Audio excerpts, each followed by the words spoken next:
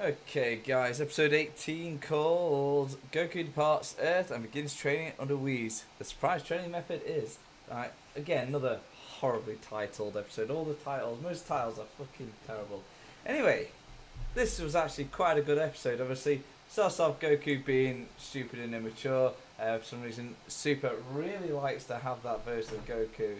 Um, Vegeta can now sense deities.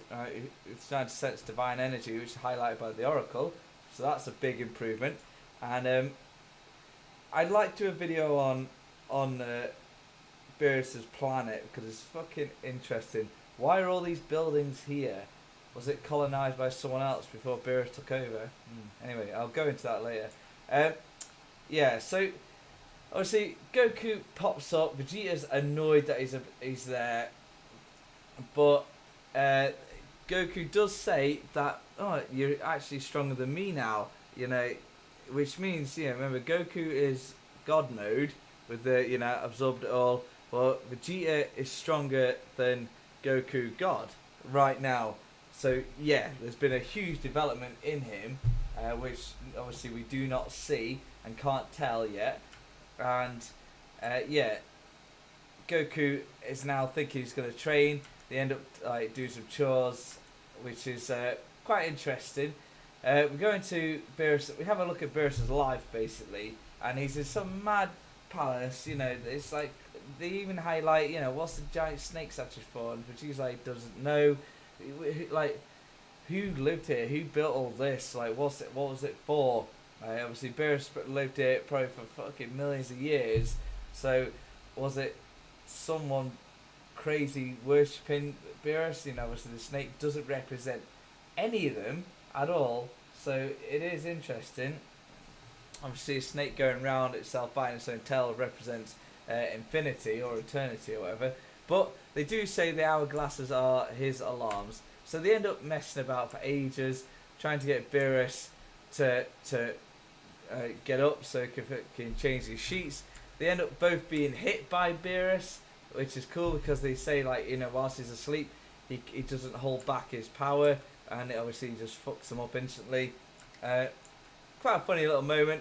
Obviously once Vegeta hits the hourglass it's about to explode, and Goku puts it next to Whis, and instead of getting pissed, he's got his good character saying, I do good points for creativity, and yeah, which is cool. So it just shows how relaxed Whis is. He's really hard guy to piss off.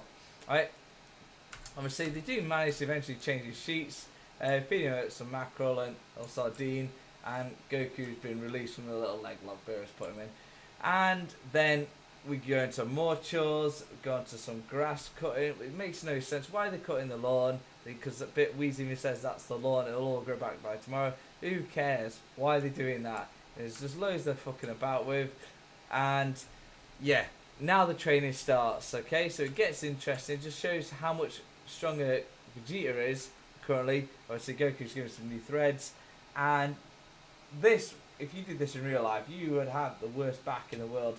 But they're picking up these heavy blocks. Vegeta's is twice as heavy as Goku's. That's showing their difference in power right now. Vegeta's is twice as heavy, but they're both able to pick it up and run at the same speed, right? So that is crazy. And Beerus is being ultra harsh. The floor's vanishing, making them do a lap around the world. All of a sudden, partway through it, they get teleported in and blasted by Beerus, which one blast, that's them both KO'd, which that was it for the end of the training. Probably about an hour of training, and that's it. But they're both hammered. Vegeta is pissed with Kakarot. Obviously, he doesn't want Goku to take him and leave him behind as normal. Yeah,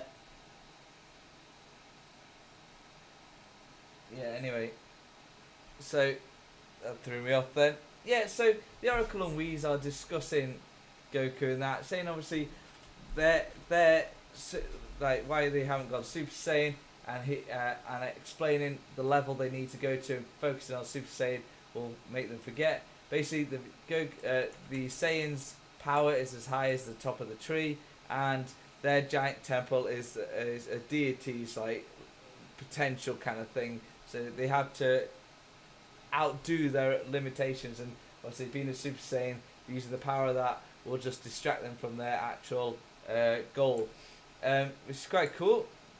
I see Vegeta's like secret training, trying to stay ahead of Goku, and now they both decide.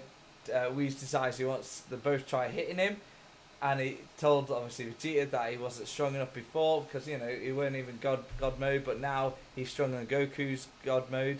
So yeah, he thinks they're both strong enough to put a bit of teaching method into how they fight and attack him, and they both get the piss taken out of them by Whis. Quite funny, and obviously no one can hit him, and he just tells them that they're both one's overthinking, which is obviously Vegeta, and one's just being a retard.